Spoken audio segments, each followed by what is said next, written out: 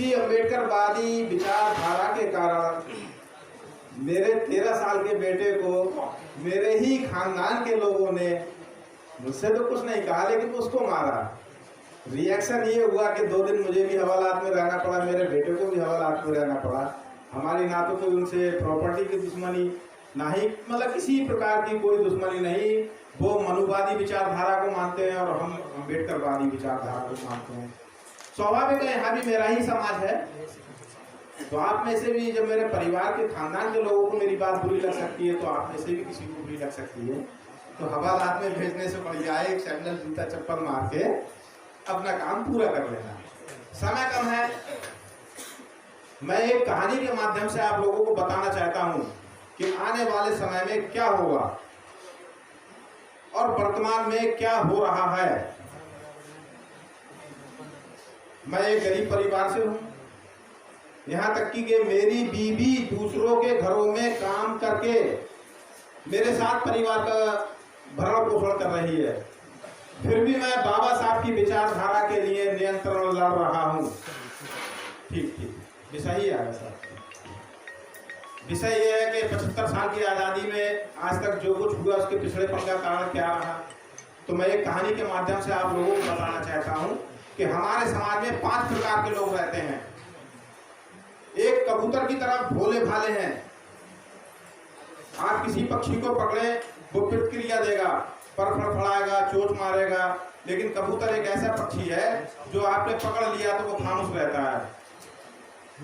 दूसरे मुर्गे लड़ाकू मुर्गे की तरह हैं, जो किसी भी मुर्गे के सामने छोड़ दो और वो असील मुर्गा है, लड़ने को तैयार, चाहे हार जाए या जीत जाए। तीसरे व्यक्ति हैं मेढ़ा की तरह, जो एक कहावत है कि मेढ़ा जब लड़ते हैं 2 मेढ़ा, तो उनके अगर बीच में पत्थर का पाट, चकिया का पाट लगा दिया जाए तो टूट सकता है, इतनी ताकत है। ऐसे ही चौथे प्रकार के लोग हैं सांप, जहरीले सांप, जो हमारे ही समाज के गरीब दबे कुछ लोगों डस रहे हैं और मनुवादियों की मंशा को पूरा कर रहे हैं। उसमें से हमारे प्रधानमंत्री, मुख्यमंत्री, राष्ट्रपति जी भी रहे और भी बहुत से ऐसे लोग हैं।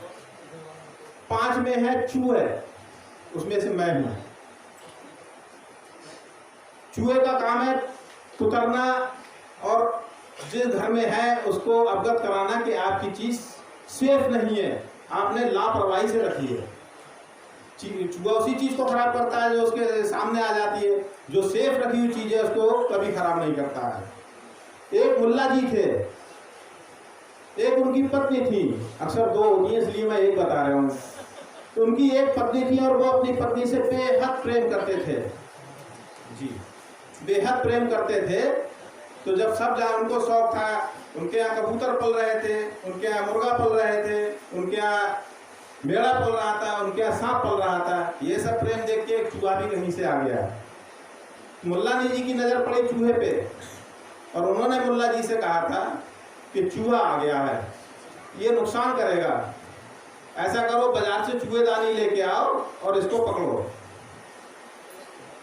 चूहे को जब ये बात मालूम हुई कि मुल्ला जी मेरे बाहर भगाने के प्रयास कर रही है, तो उसने सबसे पहले कबूतर से कहा कि कबूतर भैया घर में चूहेदानी आ रही है।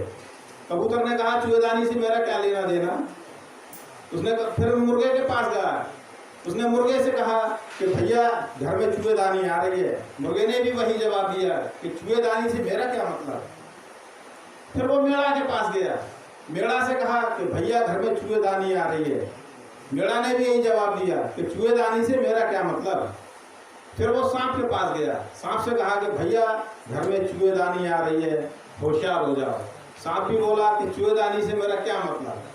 लेकिन जब चूहे ने सांप से कहा था कि चूहेदानी आ रही है, तो सांप के मन में एक लालच आ गया कि चूहे को शिकार मैं बनाऊंगा। घर में चूहेदानी आई, रात को मुल्ला जी ने चूहेदानी लगाई, सांप अपने चूहे के शिकार के चक्कर में चूहेदानी में बैठा। सांप ने जैसे ही बिल से निकला, चूहे ने पोजीशन संभाली, सांप ने पोजीशन संभाली चूहे को देख के, और वो चूहेदानी बंद हो गई, सांप फंस गया उसमें। जब सांप फंस गया तो मुल्लानी समझी चूहा आ गया, और मुल्लानी जैसे ही दौड़ के पहुंची तो सांप ने चूहेदानी उठाई, सांप ने उनको डस लिया।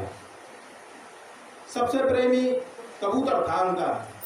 तो जब चूहा पकड़ उसमें सांप ने काट लिया, मुल्लानी जी चिल्लाए मुल्ला जी आए, तो उन्होंने देखा कि सांप हाथ में लिपटा हुआ चूहेदानी के साथ में, तो उन्होंने पूरे अपने गांव में ढंढोरा पिटवा दिया कि मुल्ला जी के बीवी के सांप ने काट लिया है, कोई बैगी को लेके आए, अर्थात जहर उतारने वाले को, दूसरे गांव से जहर उतारने वाले आए।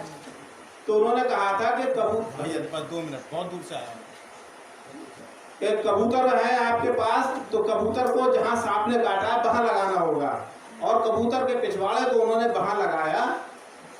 जितने कबूतर थे सब मर गए, मुल्लानी ठीक हो गई। रात का समय था, भोजन की व्यवस्था ना थी, तो जो 2-4 मुर्गे पल रहे थे, बहुत लोग इकट्ठे हो गए थे, तो मुल्ला जी ने कहा रात में कहाँ व्यवस्था की जाए, चलो मुर्गों को भी काट देते हैं। इसी बीच में जब मुल्लानी के सांप ने काटा, उन्होंने देखा तो न्याज भी बोल दी थी कि मेरे पास 2 भेड़ बकरी हैं, अगर मुल्लानी ठीक हो गई तो मैं इनकी न्याज चढ़ा दूंगा। मुल्लानी ठीक हो गई, भेड़ें भी कट गई, सांप को उन्होंने पहले ही मार लिया था क्योंकि सांप ने काट लिया था। तो हमारे समाज में जो भोले लोग हैं वो ऐसे हैं, हमारे साथ क्या हो रहा है, पड़ोसी के साथ क्या हो रहा है, समाज में क्या हो रहा है, उन्हें कोई बात से कोई फिक्र चिंता नहीं है। कुछ ऐसे लड़ाकू हैं जहां आरएसएस बजरंग दल के लोगों ने हिंसा के लिए आगे बढ़ाया और वो अपना सब कुछ भूल के हिंसक हो जाते हैं। कुछ ऐसे भी लोग हैं जो बहुत ताकत रखते हैं, रसूखदार हैं, पैसे वाले हैं, कि जहां उनको आरएसएस बजरंग दल बीएचपी जहां से भी उनको इस्तेमाल करने का मौका मिला और वो भिड़ जाते हैं। भिड़ते किसके? अपनों के साथ। अरे अगर मुसलमान हैं वो हमसे कन्वर्ट हुए हैं। तो मेरा कहने का मतलब यह है कि देश में मनुस्मृति नाम की चूहेदानी आ गई है, जिनको भी बचना हो बच सकते हो। मेरा काम आप लोगों को बताने का था, बहुत बहुत विद्वान लोग यहाँ बैठे हुए हैं। मनुस्मृति का एक सीधा सा आपको मालूम है कि शूद्र को धन रखने का अधिकार नहीं है। हम तो शूद्र से भी क्या गुजरे, अछूत हैं, हमें तो धन देखने का भी अधिकार नहीं है। सोच लो, जो सावन के अंधे हैं उनको हरियाली नजर आ रही होगी कि देश पहले भी ऐसे चलता था, देश आज जैसे चल रहा है आगे भी चलेगा। मेरे भाइयों, ऐसा नहीं है। हमारे बाप दादाओं ने बहुत जिल्लत उठाई है, बहुत कुर्बानियां दी हैं, यहाँ तक कि जब ब्रेस्ट टेस्ट लगता था तो क्या पोजीशन होगी। मेरी बात शायद किसी को बुरी लगी हो तो आप अपना कार्य पूरा कर सकते हैं, मैंने अपना कार्य पूरा किया। जय भीम, जय मूलवासी।